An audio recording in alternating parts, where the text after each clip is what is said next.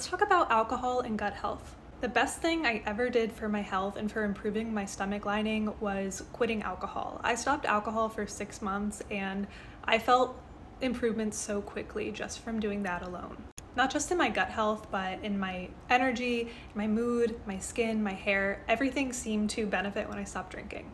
However, I believe in long-term sustainable goals, and I knew that I did want to drink alcohol again sometimes. It wasn't going to be a daily thing like it was in the past, but I knew that I wanted to have a glass of wine or two every now and again. Here are some things that I do to help protect my stomach lining if I know that I'm going to have 1 or 2 glasses of wine. I also want to say that if you're at the very beginning of your healing journey, I think it's best to cut out alcohol completely and not even think about it until you can go weeks without any symptoms. This is also not a recommendation for people to drink alcohol. This is just what I do because I'm a realistic person and I know that I'm gonna have alcohol sometimes. This is not medical advice. Okay, I think all the disclaimers are taken care of. One of the biggest things that I had to change was never drinking alcohol on an empty stomach. I used to do that in my early 20s, but that is not my style anymore. I always drink alcohol with food now. Another thing, I don't really drink liquor anymore. I don't drink cocktails. I stick to wine most of the time. Sometimes I'll have beer. And if I do drink, I will pick one drink for that day and stick to it. But usually it's a glass of red wine.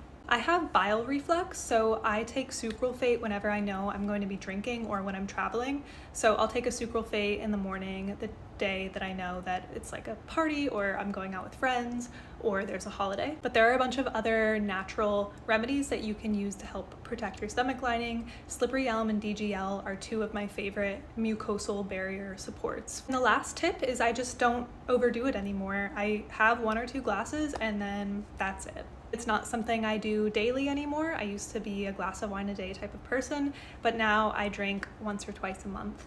Alcohol is a tricky topic and I am not an authority to say, how to stop drinking alcohol. That's not my area of expertise whatsoever. This is just what's worked for me and how I've found balance in healing my gastritis, but also still living a kind of normal life again.